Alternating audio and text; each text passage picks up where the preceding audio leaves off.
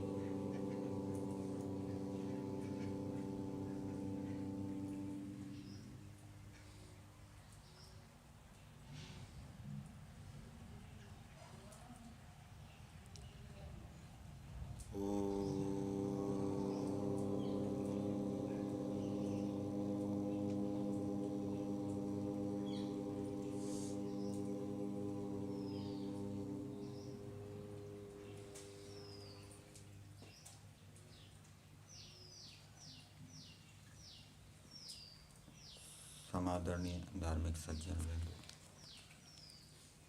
यजुर्वेद का 32वां अध्याय मंत्र संख्या 14। आज इस मंत्र का स्वाध्याय किया गया। मंत्र है याम मेधाम देवगणाः पितरश्चोपासते तया माम अद्य मेधयाग्ने मेधाविनं कुरु स्वाहा।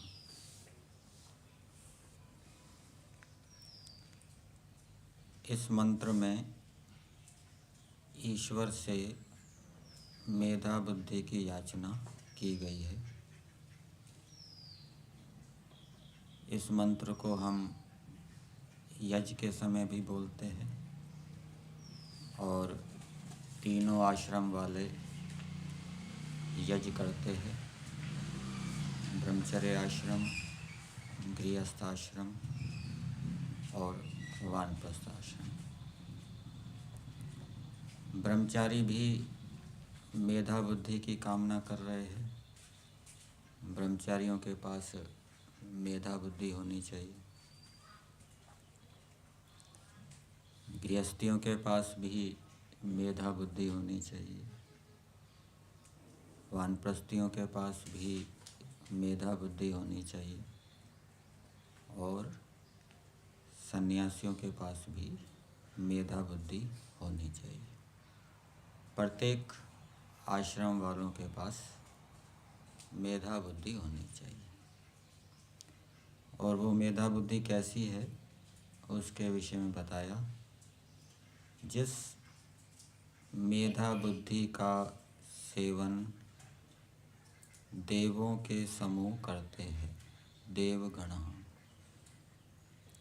यहाँ देव शब्द से आध्यात्मिक विद्या के जो विद्वान हैं वो लिया गया है, जो आध्यात्मिक विद्या को अच्छी प्रकार से जानने वाले हैं, व्यवहार में लाने वाले हैं।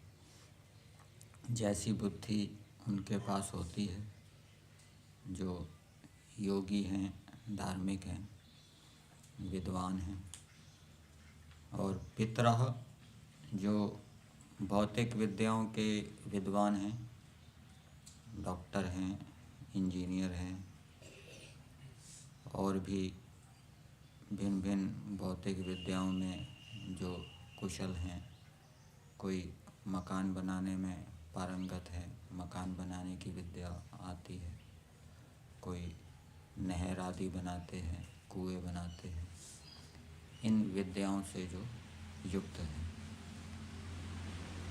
तो जैसी बुद्धि इनके पास होती है वैसी बुद्धि हमारे पास भी हो।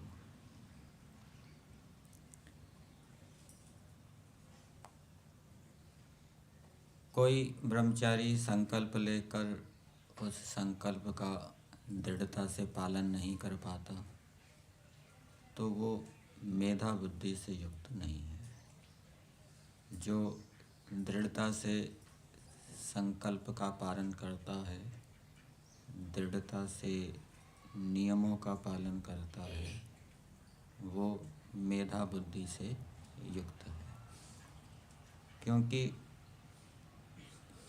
दृढ़ता से नियम पूर्वक चलने से ही उन्नति होती है। कभी नियम का पालन कर लिया, कभी नियम का पालन नहीं किया, उससे उन्नति प्रगति नहीं होती। जो शीघ्रता से तीव्रता से कार्य कर रहा है, शीघ्रता से विद्या पढ़ रहा है, और भी जो दूसरे कार्य हैं वो शीघ्रता से करता है, अधिक समय नहीं लगाता, जल्दी जल्दी उन्नति करता है, जल्दी जल्दी गुणों को धारण करता है, जल्दी जल्दी दोषों को छोड़ता है, वो मेधा बुद्धि से युक्त है। और जो गुणों को धारण करने में बहुत समय लगा देता है, किसी गुण को धारण कर ही नहीं पाता, दोष बना हुआ है वर्षों तक, वो दोष छूट ही नहीं रहा, छोड़ने का प्रयास कर रहा है लेकिन सफल नहीं हो रहा, तो वो मेधा बुद्धि से युक्त नहीं है। ज्ञान, कर्म और उपासना। उपासना के विषय में संशय बना हुआ है, ईश्वर के विषय में संशय बना हुआ है। उपासना तो कर रहे हैं लेकिन ईश्वर के विषय में संशय है, ईश्वर है या नहीं है, सर्वव्यापक है या एकदेशी है, लेकिन उपासना कर रहे हैं, तो वो मेधा बुद्धि से युक्त नहीं है। आत्मा के विषय में संशय बना हुआ है, आत्मा के स्वरूप को ठीक ठीक नहीं जान रहा, गलत जान रहा है, तो भी वो मेधा बुद्धि से युक्त नहीं है। उपासना को वो श्रद्धा पूर्वक नहीं कर रहा, केवल नियम का पालन करने के लिए कर रहा है, तो वो मेधा बुद्धि से युक्त नहीं है। जो श्रद्धा पूर्वक उपासना करता है, ईश्वर में प्रेम रखते हुए उपासना करता है, जो विधि बताई गई है उस विधि से उपासना करता है, मंत्रों को याद करता है, उनके अर्थों को याद करता है, ईश्वर प्रणिधान बनाता है, अर्थ की भावना करता है, तो जो इस प्रकार के क्रियाकलाप कर रहा है तो वो समझना चाहिए वो मेधा बुद्धि से युक्त है।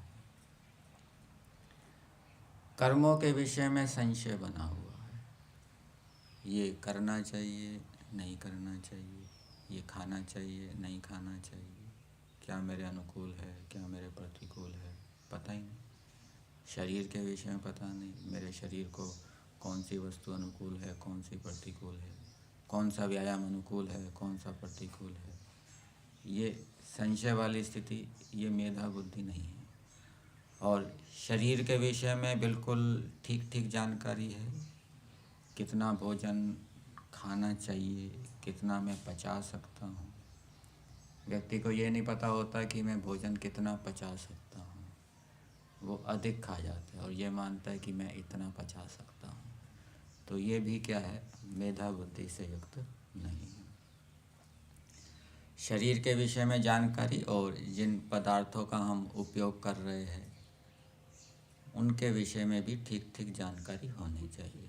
यज्ञ कर रहे हैं, यज्ञ के विषय में ठीक जानकारी नहीं है, किस प्रकार से अग्नि अच्छी प्रकार से प्रज्वलित हो, सामग्री का घी का अच्छी प्रकार से सदुपयोग हो, हानि ना हो, तो उस विषय में संशय बना हुआ है, भ्रांति बनी हुई है, तो वो मेधा बुद्धि से युक्त नहीं है। जो ईर्ष्या द्वेष से युक्त होकर व्यवहार कर रहा है वो मेधा बुद्धि से युक्त नहीं है। जो अहिंसा का पालन कर रहा है, सबसे प्रेम पूर्वक व्यवहार कर रहा है, वो मेधा बुद्धि से युक्त है। जो गुणग्राही है, सत्यग्राही है, सबसे सीखता जाता है, गुणों को ग्रहण करता जाता है, वो मेधा बुद्धि से युक्त है। और जो हठी है, दुराग्रही है, बस ये मानता है कि मेरे पास ही सब कुछ है और किसी के पास कुछ भी नहीं है, तो वो मेधा बुद्धि से युक्त नहीं है। तो मेधा बुद्धि की प्रार्थना की गई है और मंत्र में दिया है, तया माम अद्य मेधयाग्ने मेधाविनं कुरु स्वाहा। आज ही हम मेधा बुद्धि से युक्त हो जाएं। ये ईश्वर की ओर से संदेश है कि मनुष्य आज ही आध्यात्मिक विद्वानों और भौतिक विद्वानों की बुद्धि से युक्त हो जाए। तो जो विद्वानों के निर्देश का ठीक ठीक पालन करता है, आज से ही उसने विद्वानों के निर्देशों का पालन करना शुरू कर दिया संकल्प लेके, तो वो आज ही से विद्वानों की बुद्धि से युक्त हो गया।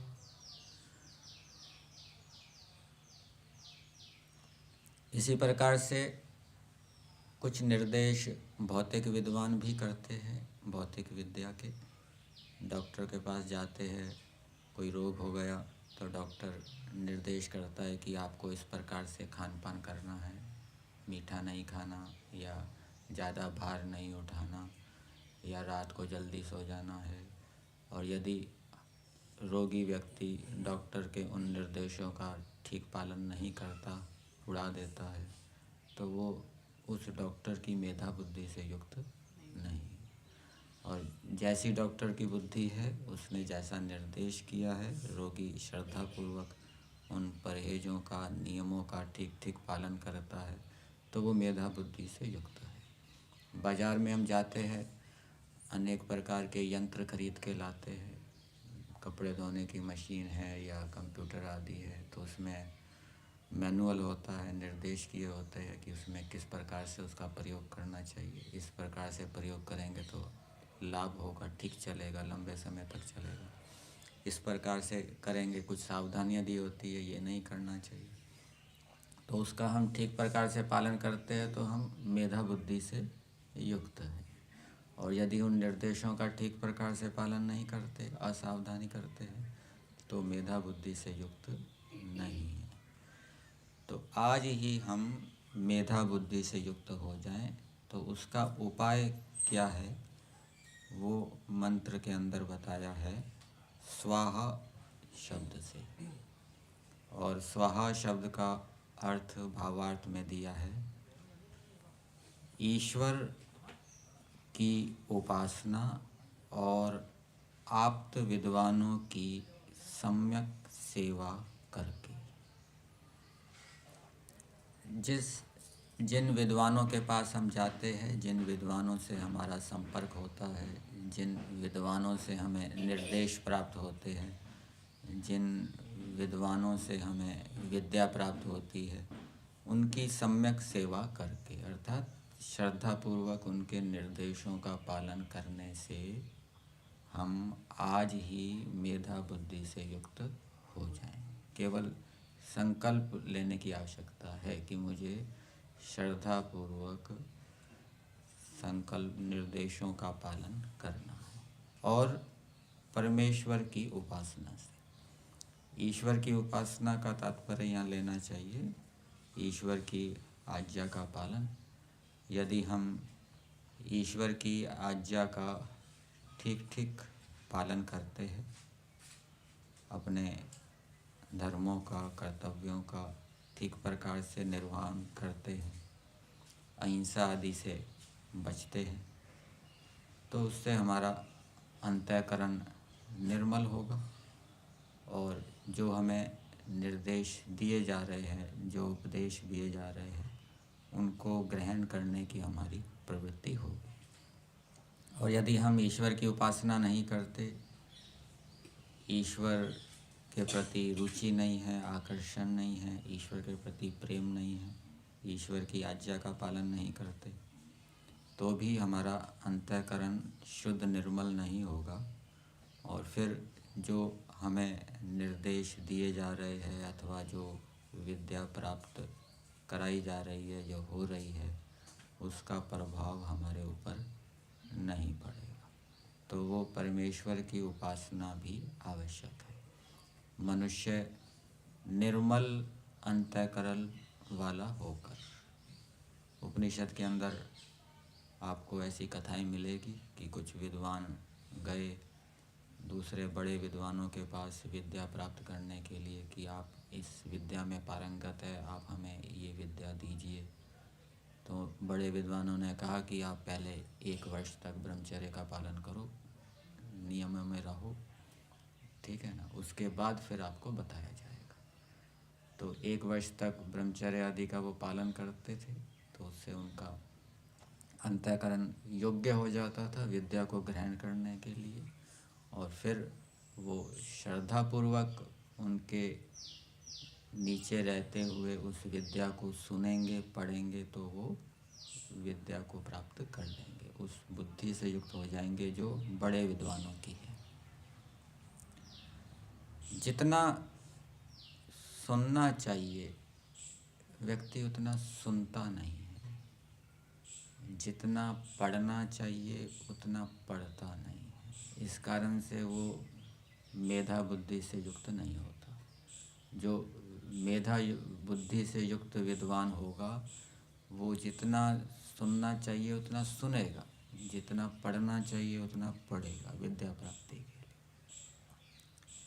लिए। जितना मनन करना चाहिए उतना मनन नहीं करता, थोड़ा सा मनन करके छोड़ देता है, वो भी मेधा बुद्धि से युक्त नहीं है। जो वास्तविक विद्वान होता है वो पूरा एड़ी चोटी का जोर लगाएगा, पूरा मनन करेगा। कोई 10% मनन करता है, कोई 20% मनन करता है, कोई 30% मनन करता है, कोई करता ही नहीं मनन, तो वो मेधा बुद्धि के युक्त नहीं हो सकता। श्रवण, मनन, निधिध्यासन, साक्षात। कोई निर्णय लेने के लिए प्रयास करता है किसी विषय में, कोई 10% निर्णय लेता है, कोई 20% निर्णय लेता है, कोई 40% निर्णय लेता है, कोई 40% के बाद बस पुरुषार्थ छोड़ देता है। आगे पुरुषार्थ कर सकता है वो, और निर्णय लेने का प्रयास नहीं करता, प्रमाणों से सिद्ध नहीं करता, शंकाएं उठाकर समाधान नहीं करता, पक्ष प्रतिपक्ष उठाकर समाधान नहीं करता, तो वो भी मेधा बुद्धि से युक्त नहीं हो सकता। भावार्थ में मेधा बुद्धि का अर्थ दिया है शुद्ध विज्ञान। शुद्ध विज्ञान कब प्राप्त होगा? जब हम ईश्वर की उपासना करते हुए, योगाभ्यास करते हुए, योग के 8 अंगों का अनुष्ठान करते हुए विधि पूर्वक विद्या में पुरुषार्थ करेंगे, विद्या पढ़ेंगे। कोई विद्यार्थी बहुत मेहनत से शास्त्रों को पढ़ता है, एक एक पंक्ति के अर्थ को जानता है, एक एक शब्द के अर्थ को जानता है, लिखता है, जो महत्वपूर्ण बात है उसको लिखता है, नोट्स बनाता है, याद करता है। किस लिए करता है?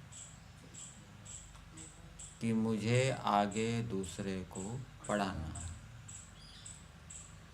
क्योंकि दूसरे को पढ़ाए बिना फिर आजीविका कैसे होगी? आजीविका का भी तो कुछ साधन होना चाहिए। दूसरे को पढ़ाएंगे तो उससे आजीविका होगी, और ठीक प्रकार से नहीं पढ़ाएंगे दूसरे को संतोष नहीं होगा, और हम आजीविका उससे ले रहे हैं, तो वो हमारी जो कमाई है, आजीविका है, वो पवित्र कमाई नहीं होगी। तो जो पढ़ना, पढ़ाना, यज्ञ करना, कराना, ये ब्राह्मण के लिए आजीविका का साधन बताया गया है, ठीक है। तो यज्ञ को जो अच्छी प्रकार से जानता है, मंत्रों का शुद्ध उच्चारण जानता है, उनके अर्थों को जानता है, करवाना जानता है, वो यज्ञ करवा कर फिर आजीविका करेगा तो उसकी कमाई क्या है? पवित्र हो। और जो मंत्रों का उच्चारण करना नहीं जानता, अशुद्ध उच्चारण करता है, और दूसरों को भी ठीक उच्चारण नहीं करवाता, यज्ञ तो करवा रहा है, उनको अच्छी बातें यज्ञ के विषय में नहीं बताता, मंत्रों के अर्थ आदि नहीं बताता, मंत्रों के लाभ नहीं बताता, और दक्षिणा तो ले रहा है, वेतन तो ले रहा है, तो वो उसकी जो दक्षिणा है, वेतन है, कमाई है, वो शुद्ध कमाई नहीं होगी, वो उसके अंतःकरण को पवित्र नहीं करेगी। इसलिए विद्या को अच्छी प्रकार से पढ़ना उसको पढ़ाने की योग्यता बनाना, ये भी मेधा बुद्धि वाले करते हैं। जिसके पास मेधा बुद्धि नहीं होगी वो बस जैसे तैसे पढ़ लेगा। उससे पूछो भाई इस पंक्ति का क्या अर्थ है, नहीं पता, शब्द का क्या अर्थ है, नहीं पता। वो दूसरे की शंका का समाधान नहीं कर पाएगा, दूसरे को संतुष्ट नहीं कर पाएगा, तो वो मेधा बुद्धि से युक्त नहीं है। मेधा बुद्धि का अर्थ किया है शुद्ध विज्ञान। तो शुद्ध विज्ञान अनेक विषयों में होता है। भौतिक पदार्थों के विषय में भी शुद्ध विज्ञान होता है, ईश्वर के विषय में भी शुद्ध विज्ञान होता है, आत्मा के विषय में भी शुद्ध विज्ञान होता है, धर्म अधर्म के विषय में भी शुद्ध विज्ञान होता है, कर्तव्य अकर्तव्य के विषय में भी शुद्ध विज्ञान होता है। बहुत से कार्य ऐसे होते हैं जो कर्तव्य होते हैं, धर्म नहीं होते। बहुत से कार्य ऐसे होते हैं जो धर्म होते हैं, कर्तव्य नहीं होते।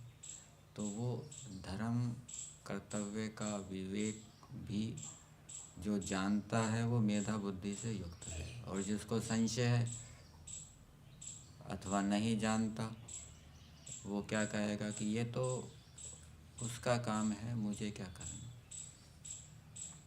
गाड़ी के अंदर यात्रा कर रही है और दूसरे व्यक्ति सो रहे हैं, एक जाग रहा है, उसने किसी चोर को देखा, वो दूसरे व्यक्ति की चोरी कर रहा है, सामान उठा कर ले जा रहा है, तो वो क्या कहेगा? जिसके पास मेधा बुद्धि नहीं होगी वो कहेगा ये तो पुलिस वाले का काम है, सुरक्षा कर्मी का काम है, मेरा क्या काम है, मैं क्यों देखूं। उसको कर्तव्य नहीं पता, नागरिक का कर्तव्य क्या है। उसका कर्तव्य ये बनता है कि वो उसको रोकने का प्रयास करे, रोके, और वो सुरक्षा कर्मी के अधीन उसको करे, सुपुर्द करे। तो ये कहाँ कर्तव्य है, क्या धर्म है, ये पता होना चाहिए। तो ये जो इनको ठीक ठीक जानता है वो मेधा बुद्धि से युक्त होता है। और ये अनुभवी विद्वानों से पता लगता है, जिन्होंने लंबे समय तक जीवन यापन किया है, आध्यात्मिक मार्ग में चले हैं, धर्म कर्तव्यों का जिन्होंने पालन किया है, उनका संग करने से हमें ये व्यवहार से संबंधी बातें पता लगती है।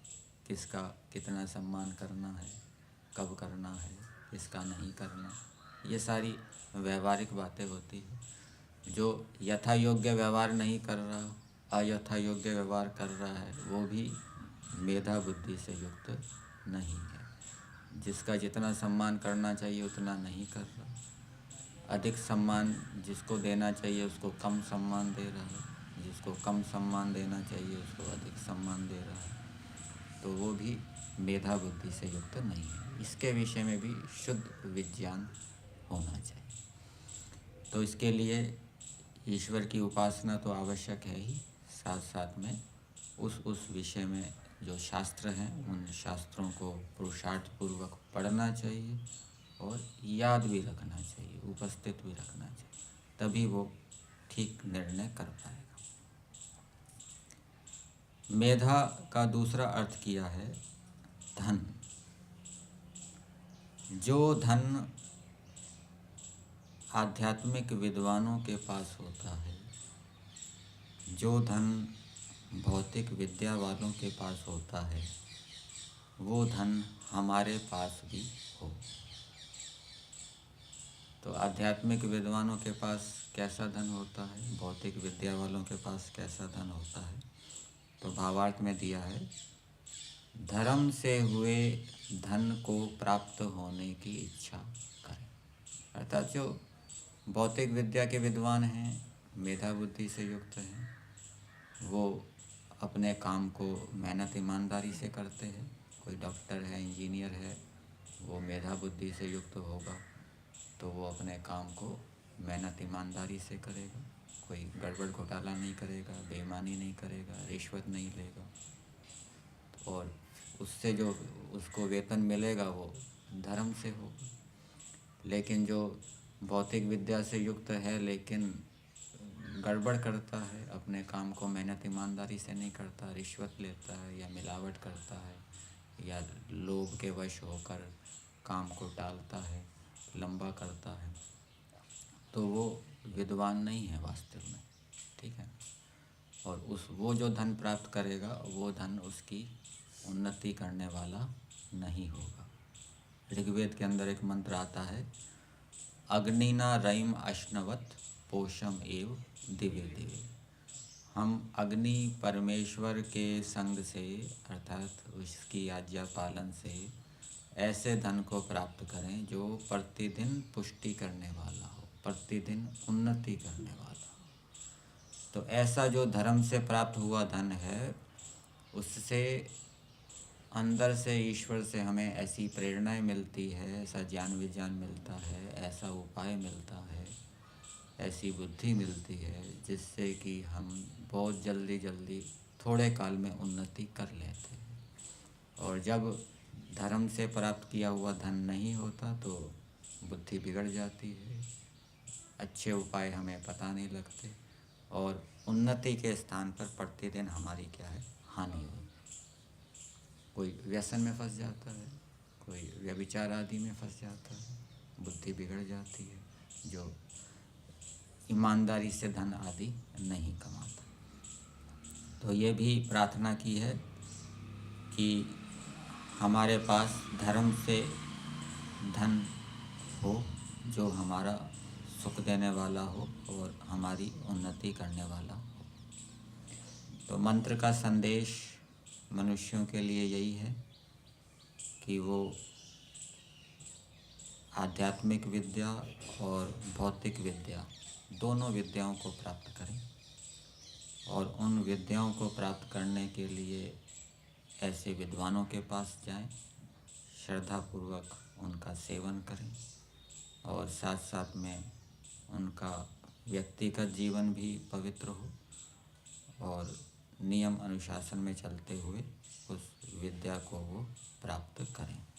और साथ साथ में मनुष्यों की जो कमाई है वो भी पवित्र होनी चाहिए, धर्म से युक्त होनी चाहिए, तभी वो कमाई उनको सुख देने वाली और उन्नति करने वाली होगी। शुद्ध विज्ञान भौतिक क्षेत्र में भी हो और आध्यात्मिक क्षेत्र में। केवल भौतिक क्षेत्र में विद्या है, आध्यात्मिक विद्या नहीं है तो मनुष्य पूर्ण सुखी नहीं हो सकता। और केवल आध्यात्मिक विद्या है, भौतिक विद्या नहीं है तो भी क्या है, पूर्ण सुखी नहीं हो सकता। तो दोनों विद्याओं की आवश्यकता है, आध्यात्मिक विद्या भी और भौतिक विद्या। तो उससे मनुष्य संसार के अंदर सुखपूर्वक रहते हुए अपने लक्ष्य को प्राप्त कर सकता है। एक बात भावार्थ में और दी है कि केवल हम ही मेधा बुद्धि को प्राप्त ना करें, स्वयं मेधा बुद्धि को प्राप्त करके दूसरों को भी प्राप्त कराएं। हमको पता लग गया कि हम किस प्रकार से मेधा बुद्धि से युक्त हो सकते हैं आज ही, तो उसका उपाय दूसरों को भी बताएं। आज ही मेधा बुद्धि से युक्त होने का उपाय क्या बताया?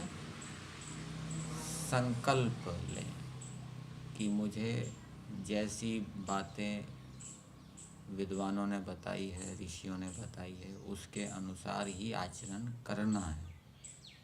किसी से ईर्ष्या द्वेष नहीं करना, नियमों का उल्लंघन नहीं करना, श्रद्धापूर्वक नियमों का पालन करना है।